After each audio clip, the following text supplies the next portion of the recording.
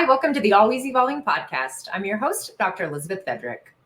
In our fast-paced modern society, factors like demanding work schedules, stress, and constant technology significantly influence our sex lives. Not to mention, the often unrealistic portrayal of sex in media adds to the challenge of having open and honest discussions about it. Joining us today is Kate Moyle, a psychosexual and relationship therapist. Kate is joining us for a candid conversation aimed at destigmatizing sex and the conversations around it. Kate sheds some light on how modern lifestyles shape our sexual experiences and offers us some practical tips for making intentional changes that enhance our sexual well-being.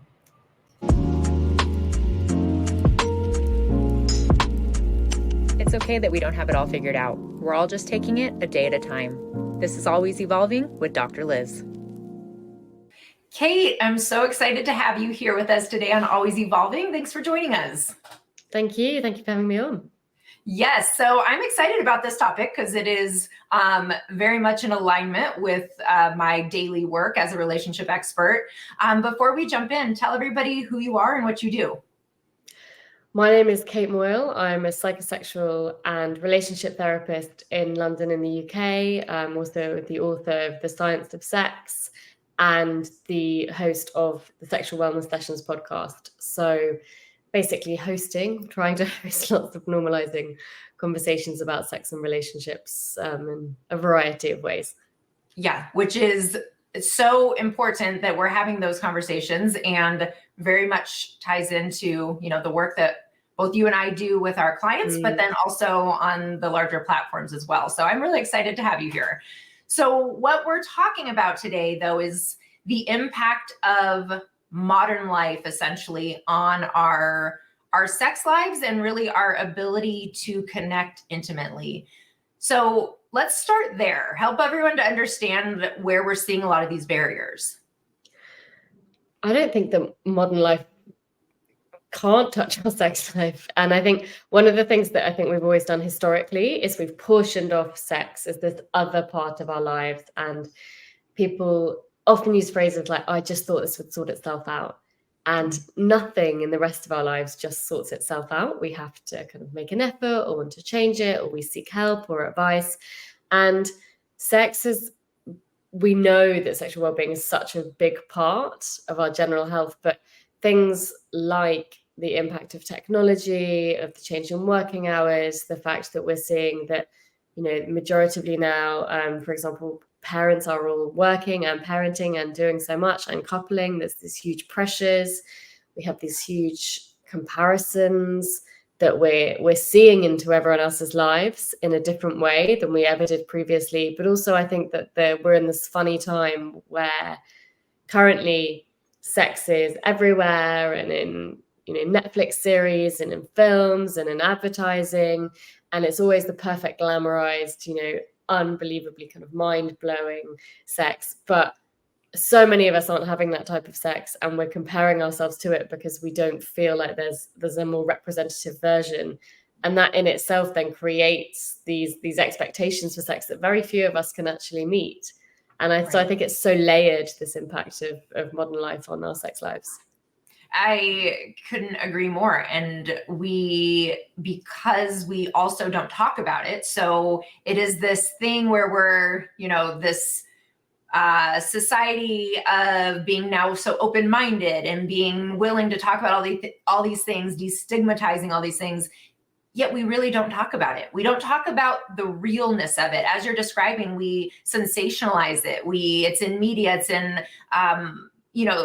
all the different ways to make it look so glamorous, but we're not talking about the reality of it. And so a lot of people are left feeling really alone. And then furthermore, feeling embarrassed to talk about the reality of their life because they think it's so vastly different than everyone else's, but it's so similar.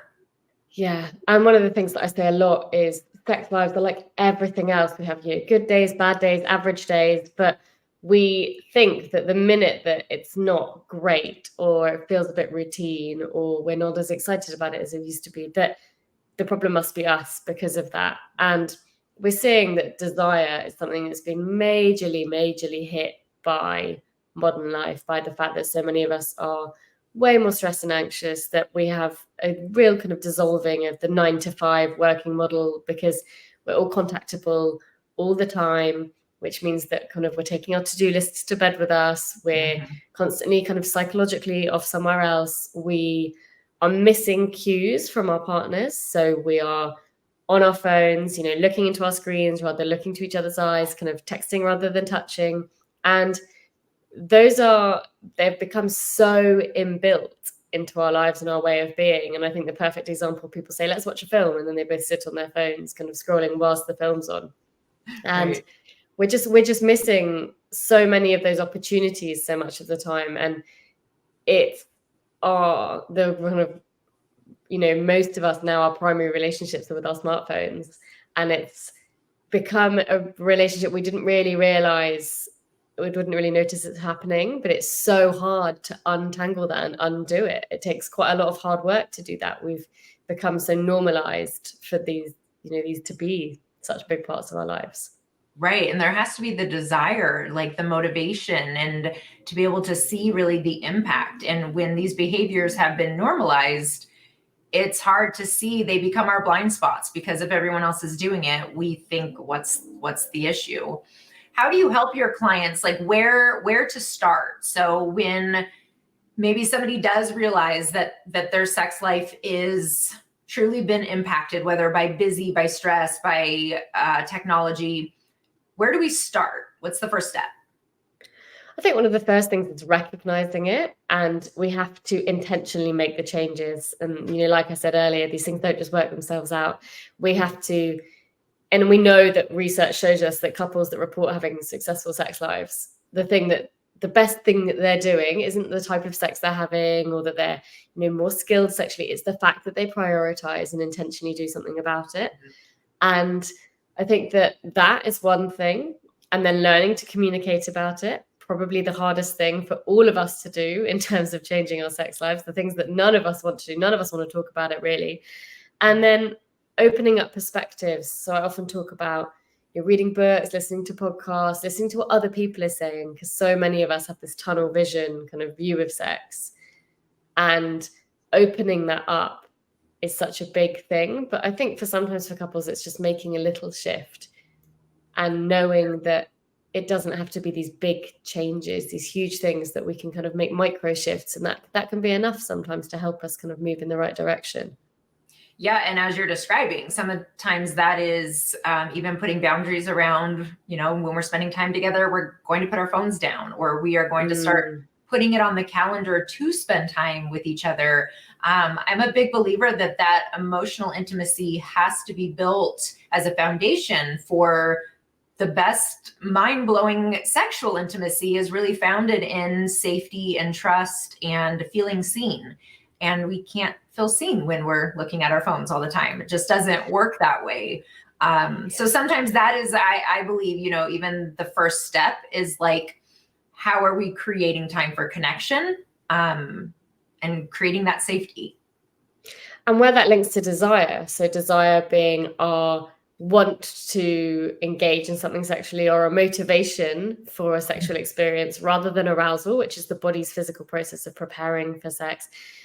Desire can be triggered and is often responsive, which means that we start something with our partners or with ourselves, or so we start kind of, whether it's sensual touching or kissing or flirting or just some kind of physical connection, and then the desire emerges from that, rather than this expectation that we have to all feel desire or feel kind of turned on like a flash of lightning, and then we act on it.